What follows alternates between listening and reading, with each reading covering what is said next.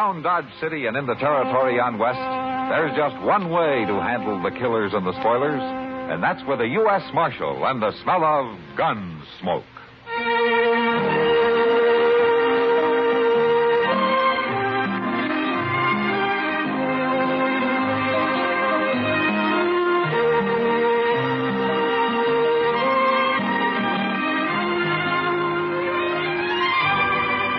Gunsmoke, starring William Conrad. The story of the violence that moved west with young America.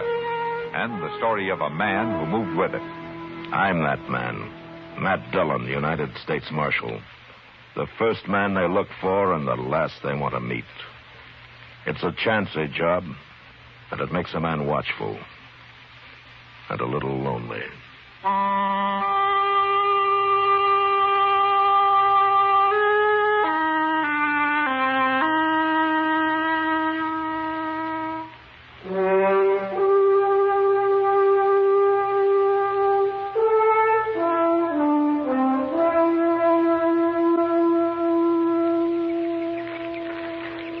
I got our horses saddled, Mr. Dillon. I swear I'm so hungry I could eat a whole hog. Yeah? Well, the hog you got this morning's cooking on that stick right there, Chester. Is it done? Well, that depends on how hungry you are. It's done. Thank you. That's hot, ain't it? It sure will be good to get back to Dodge tonight and sleep in the bed again. You know something, Chester? Civilization's made you soft. Well, maybe so. But I get mighty tired of using my back for a mattress and my belly for a covering. Obviously, you were born for greater things than rooting around on the prairie and living in the rain. It ain't been raining, Mr. Dillon. No, it hasn't, Chester. But it will. Sooner or later, it's bound to rain. Yes, sir. Wish we'd brought some more bacon. Say, Mr. Dillon, don't old man Granby live around here somewhere? Uh-huh. Well, maybe we could borrow a little from him.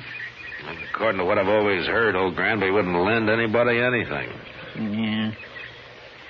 You really think he is a rich miser, like they say? Oh, I don't know, Chester. You know, sometimes a man's entirely different from his reputation. I only met Granby once or twice.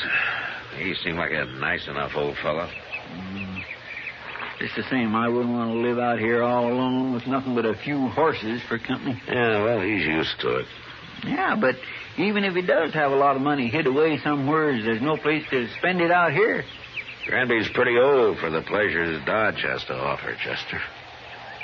Oh, by Jing, I hope I ain't never that old.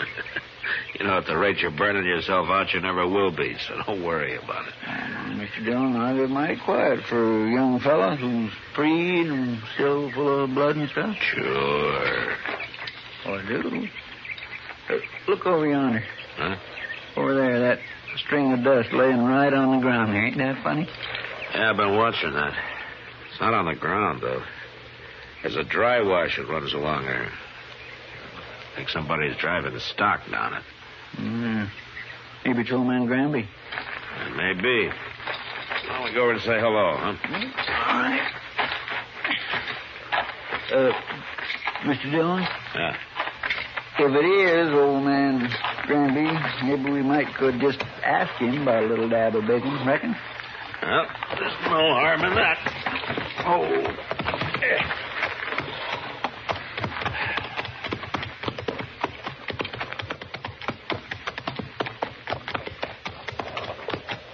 That looks like horses down there. Yes, sir. I can see their heads now. But I don't see nobody driving them. They'll be along in a minute. Now, let's wait here. Yonder he comes. That's not old Granby. Well, let's ride down and say hello anyway, huh?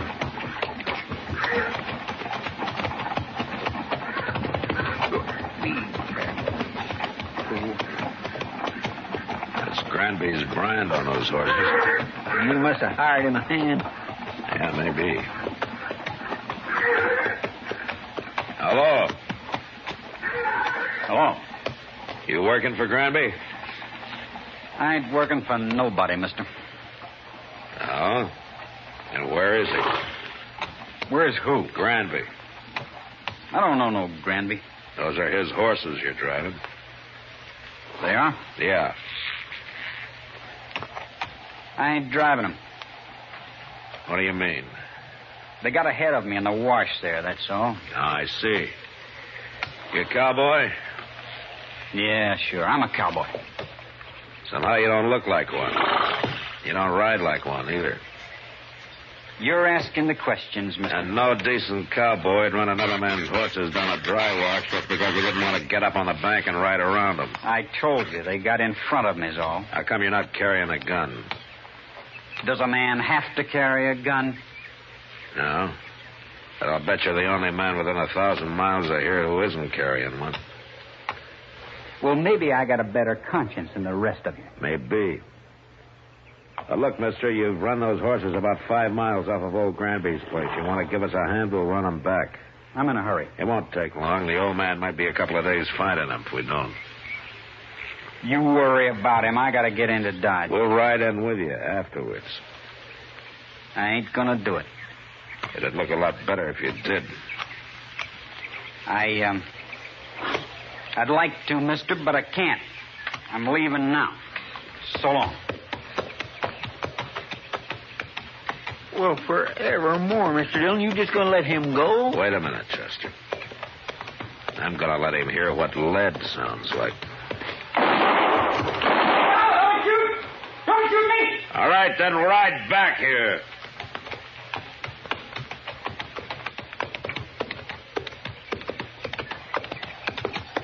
Don't kill me, mister. I'm not going to kill you unless you try to run away.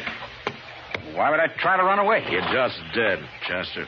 Yes, sir? Ride down the bank and head those horses off. Start them back up the wash. We'll be out of here by the time they're back. All right, sir, Mr. Dillon. You stay right close to me, fellow. Don't you try anything smart. When we get to Granby's, if he says it's okay, then you can go wherever you like. I don't know Granby. I've never been there. And we'll show you the way. Come on, let's go.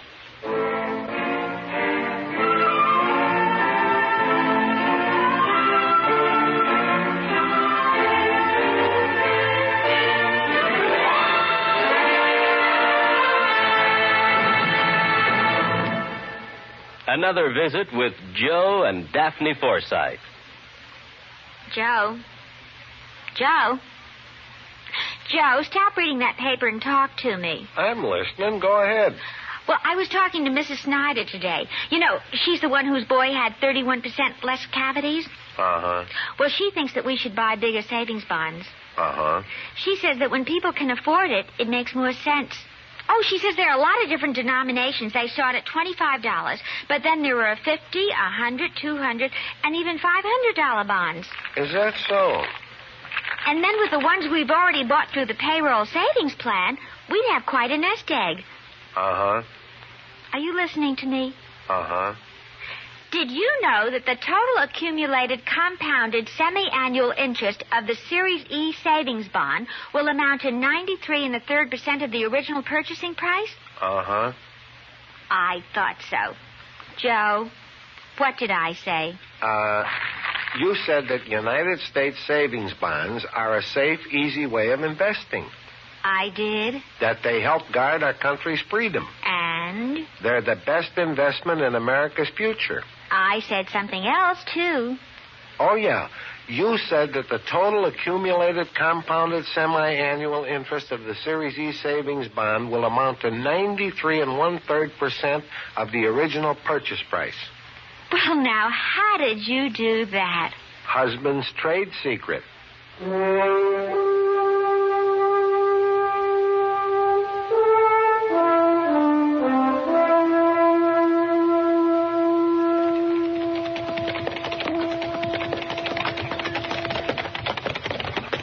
Old man Granby sure can find his horses all right now, Mr. Dillon. Yeah, but I want this cowboy here to meet him. And we'll see if he's in a house.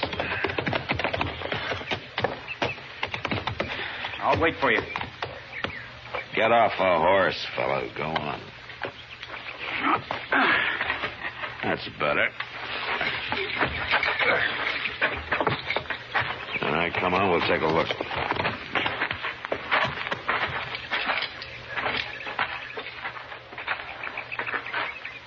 Well, what are you waiting for? Nothing. You go ahead, Chester. Looks like I'm going to have to herd this man in. Yes, sir.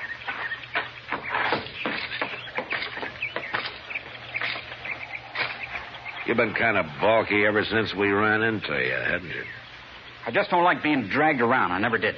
Well, I just want you to meet old Granby. He'll be grateful for your helping run his horses back here. I know what you think, mister. You think I was stealing them horses. Well, I never heard of the old man. I was never near this place. So you told me, but you're here now.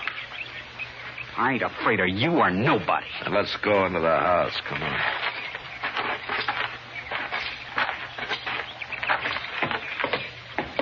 Mr. Dillon? Yeah, what is it, Chester? Oh, Granby, he's in there. Oh, what's wrong? Right in the room there, Mr. Dillon. He's just hanging there. What? Somebody went and hung him right in his own house. I don't want to see him no more. You go take a look at him. Pull your gun and hold it on this man, Chester. If he makes a move, shoot him. Yes, sir. Now, you just stand right there, real quiet like. I ain't gonna do nothing. You sure ain't. Just because I happen to be in the country don't mean I killed nobody. Yeah. Mr. Dillon will decide about that. Who is this Mr. Dillon, anyway? He's a United States Marshal, that's who he is. A marshal? A marshal.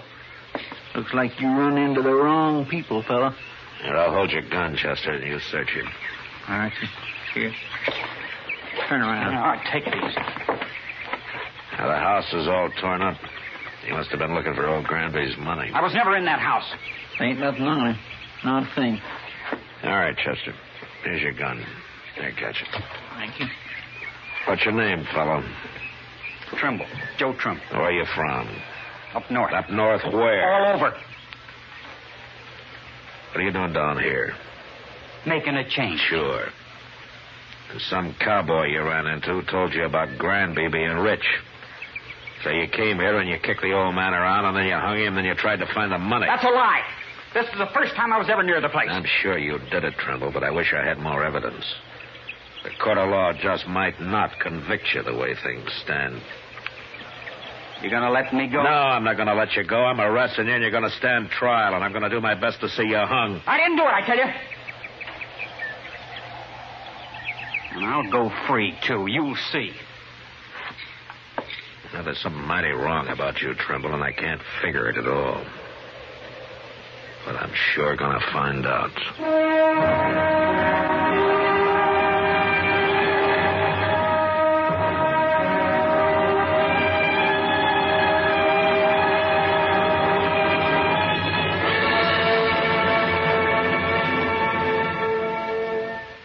Another visit with Joe and Daphne Forsythe. Hey, honey, I'm home. Daphne. Drop dead. Uh-oh, what's the matter, honey? Don't you speak to me, you Don Juan. Don Juan? Daphne, I'm no Don Juan. No habla español. Very funny. Ha, ha, ha. Well, it was no prize winner, but... Neither are you Lothario. I've often wondered, what's a Lothario? I don't know, but that's what the wives on TV always call their husbands. I guess it applies. Do you want me to go out and come in again? As far as I'm concerned, you can go for a long walk, preferably on a short pier. Well. Oh, come on, Daphne. What's wrong? Your good friend Harry called, and he spilled the beans. Which beans? He said, quote, "Tell Joe he was right about those blondes. They're great," unquote. Blondes? That's what he said. Well? He didn't say blondes. He said bonds. Savings bonds. What? Sure. I buy 'em on the payroll savings plan. And I told Harry he ought to do it, too. Savings bonds have a guaranteed interest that pays back $4 for every 3, which is a pretty good investment. That's a pretty good story, too. It's true, so help me. That's why Harry's so happy. Savings bonds are great. Well, maybe you're right. You wouldn't really fool around with blondes, would you? You're too faithful and sweet and kind and... Fast talking.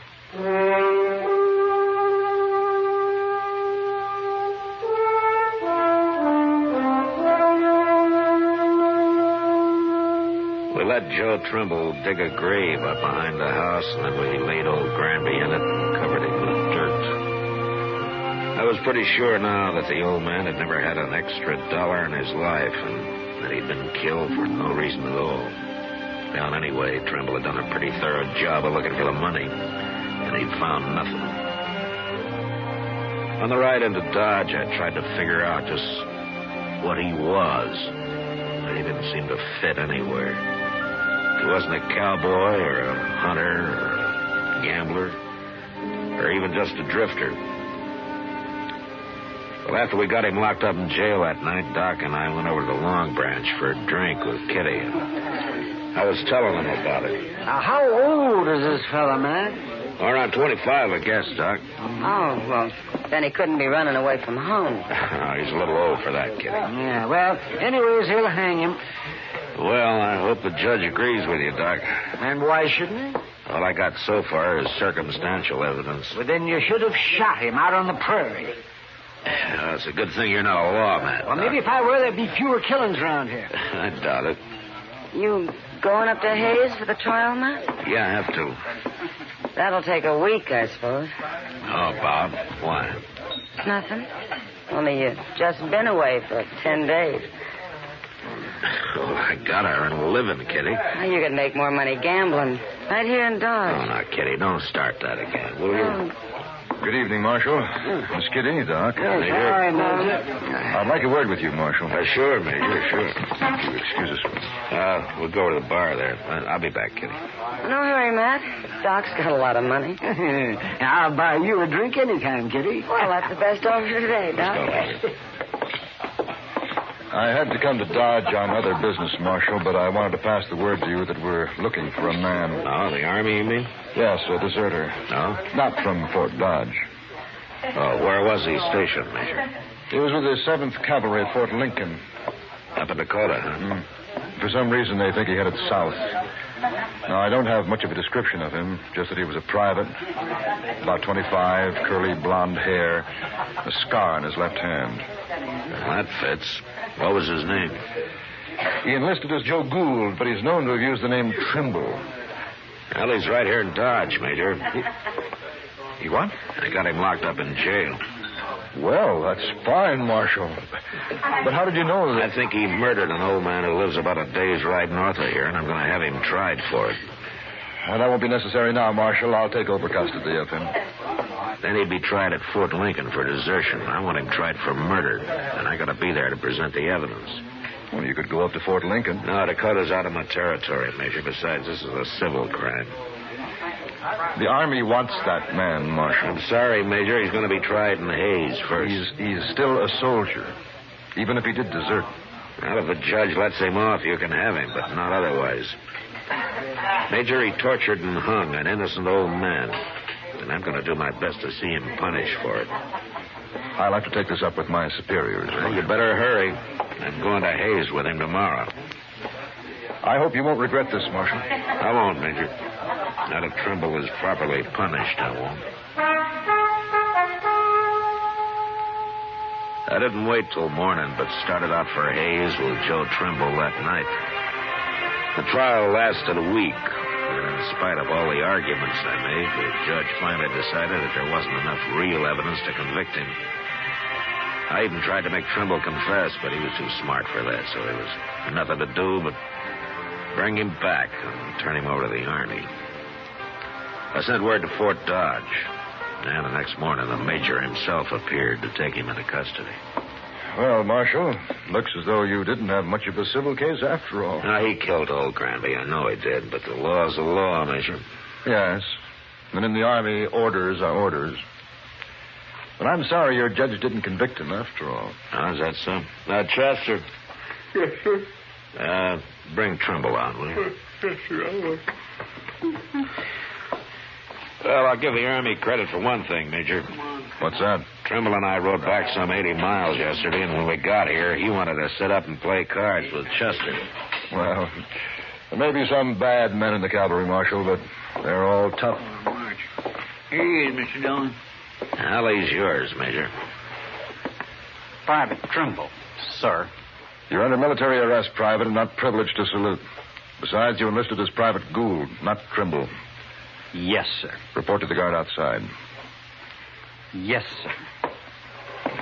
Now, just a minute, Trimble.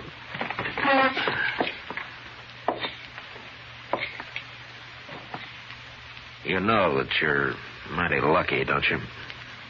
You should have died for what you've done. I told you I'd go free, Marshal. It'll catch up with you someday, Trimble. It always does, somehow. That's all I wanted to say. Yes, sir.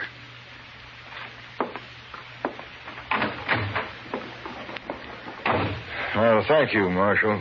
I'll be getting along. Major, you said you were sorry that the judge didn't convict him. Why have you changed your mind? Marshal, now he won't even be tried. Not for some months, anyway. Right. You mean that the 7th doesn't want him anymore? Oh, they want him all right. My new orders are to send him right up to the Dakotas. Oh?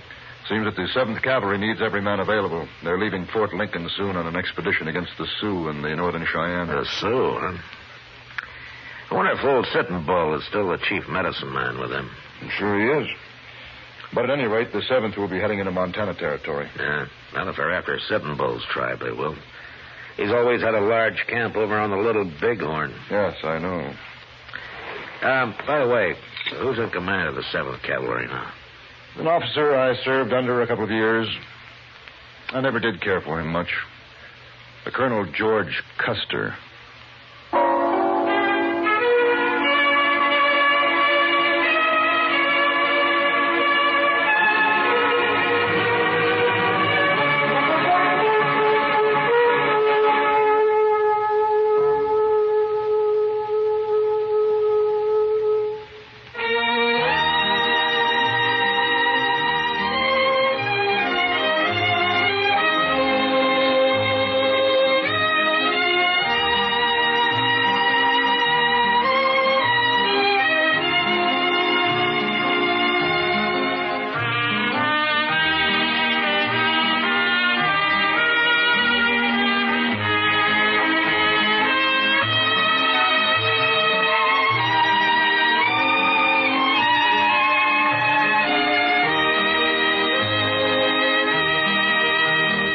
Gunsmoke. Produced and directed by Norman Macdonnell, stars William Conrad as Matt Dillon, U.S. Marshal. The music was composed and conducted by Rex Corey. Sound patterns were composed by Ray Kemper and Bill James. Featured in the cast were Parley Bear as Chester, Howard McNear as Doc, and Georgia Ellis as Kitty. George Walsh speaking. Join us again next week for another story of the western frontier of America in the 1870s on Gunsmoke.